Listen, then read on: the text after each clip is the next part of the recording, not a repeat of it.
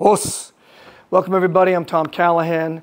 Next to me here is Sensei Gonzalo. We're in Port St. Lucie, Florida at the Kyokushin school. So if you're in Southeast Florida and you want to train in Kyokushin, Sensei Gonzalo is the man. And today we're going to have a little bit of a controversial video. I almost don't want to use the word controversial because it's not, but we're going to deal with avoiding the takedown in the street. So we're not talking about the sport, because there's a lot of things in the street you can do that you cannot do on the sport, vice versa. Striking of the ears, the neck, the throat, the eyes, etc., etc. There's only a few things that typically will happen in the street, in a street fight. They're going to come, try to take your head off, or they're going to try to tackle you, take you down. So we want to work today a little bit on to avoid that takedown. So you jiu-jitsu guys out there, or wrestlers, please be gentle with me, okay? So I think the first thing we want to try to do is maybe a jiu-jitsu type of takedown. Now, obviously jiu-jitsu guys, they're going to be on the knees, they're going to be on the back when they start some kinds of tournaments. Now, no one's going to really want to jump on their knee on the street for obvious reasons, but for the sake of the video today, we're going to do several of these takedowns. So the first one we'll try to do, and we're kind of winging this as we go in terms of we haven't really practiced this, but it will be maybe the one-legged takedown, because this leg is in front. If I'm standing this way, he's going to try to take this one, and there's several ways to try to get away from this takedown, even if he latches on. If he doesn't latch on, well, let's just do if he latches on. So latch on to this. He's coming down here. He's got my leg. Now, if he drives through, I'm going down. I'm going down. First thing you need to do is to brace yourself. And I need to sprawl, even if he grabs this with this back leg, so I've got some stability here. Now, look where he is. He's going to be able to try to take me down and drive through, as I said. I've got this back foot now as a brace. I've bent my leg. But what do I have here most importantly? Look, I've got his head. I've got my hands. This has to happen quick because he's going to drive me back. So I've got his head, I've got his ears, his eyes. Sorry, did I get you? Sorry about that. But I want to control his head. If I turn his head and I got his carotid arteries in here, and I've got his chin here, I've got his ears, I've got his eyes. If I grab, he's going to let go. I've also got this here. So I've got to get down. Let's do it in a little slow, but in a fluid fashion. I've got to come up, boom, here, immediately. And I would just turn this head this way, of course, and could do some damage. But I'm hitting him at the same time when I grab his head. When I hit this, he's not going to be able to drive through.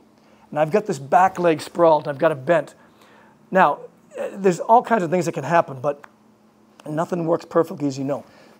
But that would be one of the first things that I would do for one-legged takedown. Now, if someone's going to come like a regular tackle, maybe doesn't have a lot of skill, he's just in the street, he wants to take me down, it's kind of a big grab. It's going to be a little different technique for this for a defense, right? So I'm going to step off, and I want to get a hook under his arm. But you notice what I do with my right forearm, which I use a lot in a lot of my videos, you know. I hit with my forearm to here, even here. But most importantly, or as importantly, I should say, I'm going to sprawl. I'm going to get under one of the arms. You can't get under both.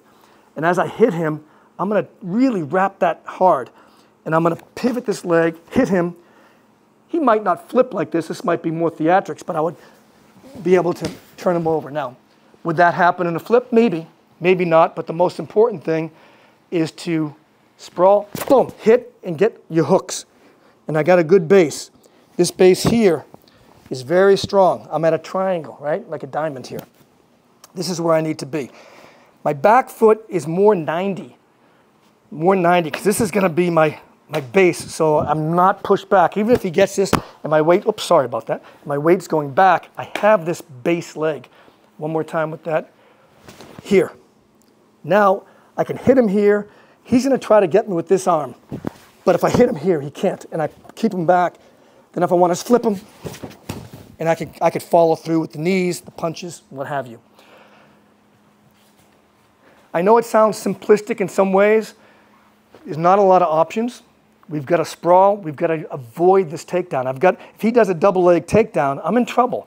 I'm in trouble right here. Very much in trouble. He's going to lift me up. I'm going down. My weight's on my heels. I can't be parallel. This is essential. Even if he gets one leg, you want to avoid this if he goes a double.